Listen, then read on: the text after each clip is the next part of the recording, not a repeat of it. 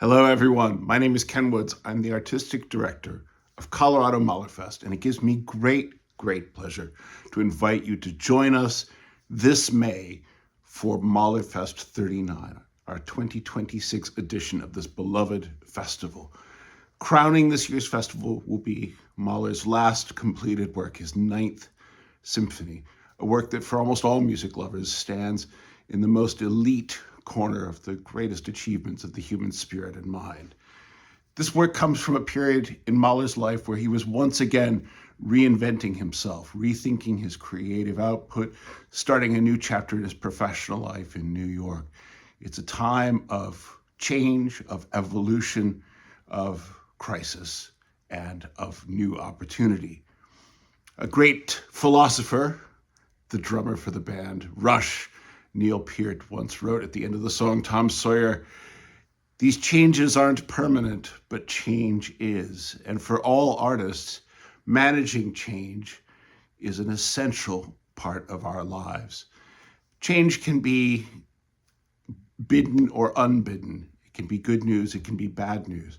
Mahler knew change from all directions. The inspiration that comes with falling in love, the desperation that comes with finding that love endangered. And throughout the week, as we lead up to Mahler's glorious Ninth Symphony, we will be looking at how other composers, as well as Mahler, reacted to moments of change and how they incorporated those changes into their creative lives.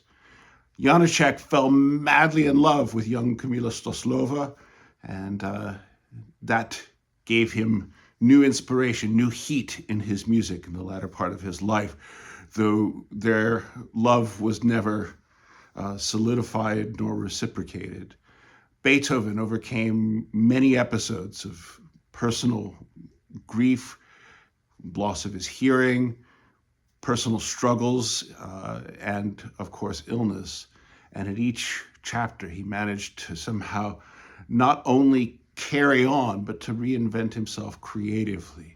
We'll look at his Heilige Dankesang, his Song of Thanksgiving, written following a serious illness in which he gives thanks to the deity for getting him through this horrible ordeal.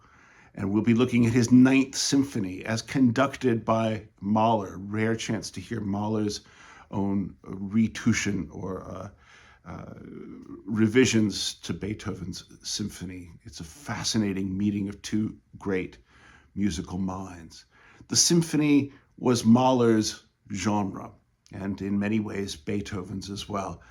And we at MahlerFest believe that the symphony is an important part of the future of music, not just the past. And so we'll be presenting the world premiere of the 11th Symphony by British-French composer Steve Elcock. Steve is a truly Beethovenian figure. His music has tremendous rugged strength, emotion, spirituality, power, and moral fervor to it. And the 11th Symphony is a really exceptional and exciting and gorgeous work. And we're very excited to be sharing it with you. Our festival opens with two seemingly unrelated pieces. Haydn's Final Symphony, a souvenir of his trip to London, the beginning of a new chapter there in his life, and Pete Townshend's rock opera, Tommy, the first rock opera, the product of a moment in which a great, successful pop star decides there must be more to life than this, and gave us one of the most enduring pieces in the rock and roll canon. I hope you'll join us. It's going to be a wonderful week of music and performance, fellowship, and fun. Thank you so much.